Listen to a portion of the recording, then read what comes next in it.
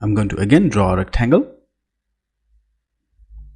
After that, I'm going to go down to Effects and click Add Effect.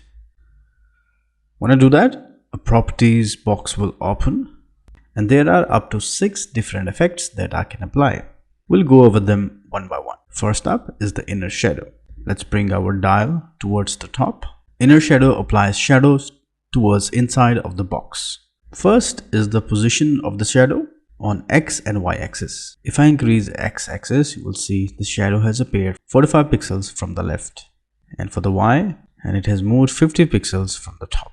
And if I do minus will be negative 50 pixels, so it will go down. After that, you have the blur. Blur is how foggy, how translucent and foggy you want your shadow to be.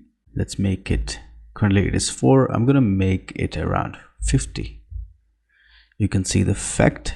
Now it is giving the impression that the box is embedded inside the art box. So this is where your inner shadow is being applied. After blur, you have the spread of the shadow. Spread sort of distributes your shadow from every direction within the box. And then finally you have the color. You can change the color to your shadow. And then you have opacity next to it. After that, let's try drop shadow. Drop shadow, same principles, only difference that your shadow is towards the outside. After that, we have layer blur. There are 2 types of blurs you can apply, uniform and progressive. Uniform is going to increase the blur effect from all directions equally, and in progressive, you can control the flow of the blur.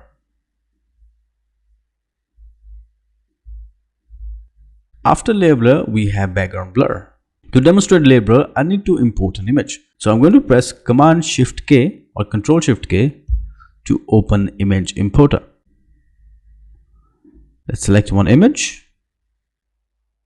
paste it here, and then I'm going to bring my box on top of the image. Go to Effect Settings. You can see we have background blur of 56, but nothing's happening. We don't see any effect. That's because for background blur to work, you need transparency on your shape. Let me make it 80 now, 90. You can see the subtle difference, what's happening. The area of the background, which is covered by the shape, is now softly visible. Let me make it much more extreme. Let me make it 30%. Let's increase and decrease the blur effect. You can see the difference now. Smaller numbers means less blurry, and bigger numbers means more blurry. Nice little effect. After that, we have noise. Let me increase the opacity of my shape to 100%.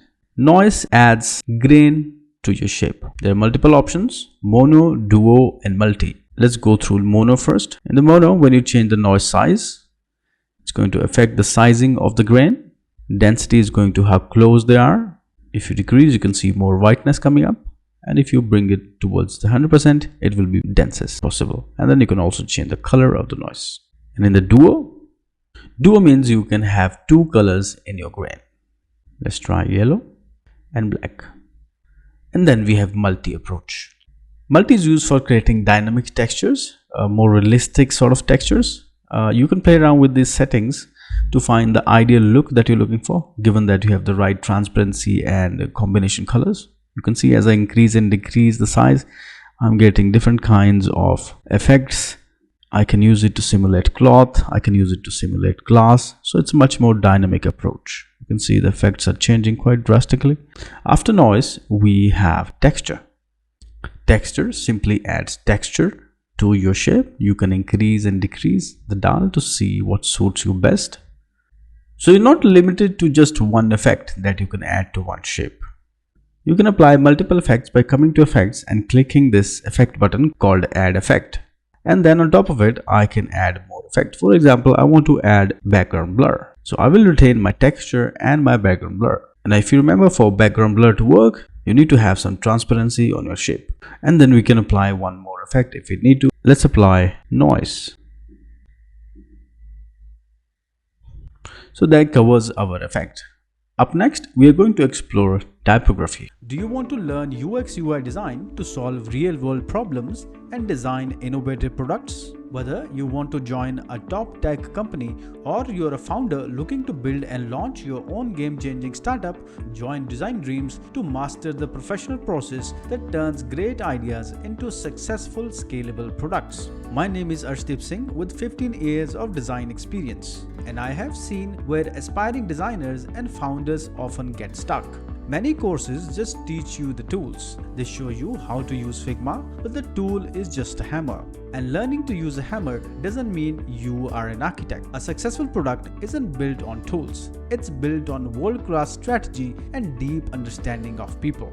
That's why at Design Dream, our entire teaching philosophy is built on professional 3-part workflow that mirrors how top companies innovate. First, we master the why. Before we even think about the pixels, we deep dive into UX research and strategy to validate ideas to make data-driven decisions. Then, we learn the what. Here, we bridge the strategy to the screen, mastering timeless design principles to create interfaces that are intuitive and beautiful. Finally, we execute with the how. This is where we become masters of our tools like Figma, using a professional process to build for speed and scale. This strategy-first approach is the foundation of every successful product, and it is the core of everything we teach. Join our definitive UX UI course, the complete comprehensive UX UI masterclass. It's a self-paced program where you learn our entire 3-part process from strategy to final scalable product, giving you deep knowledge needed to design your own user-centric products. And if you're ready for complete career transformation or learn the art and science of innovation, there is a 16-week innovation-focused bootcamp. This is our most extensive hands-on experience. It goes beyond the curriculum with live workshops, dedicated mentorship, professional mock interviews, and guided process to build a killer portfolio that gets you hired. This is your accelerator to the top tier. By the end of entire path, you won't just know Figma. You will know how to transform an idea into real user-centric and scalable product.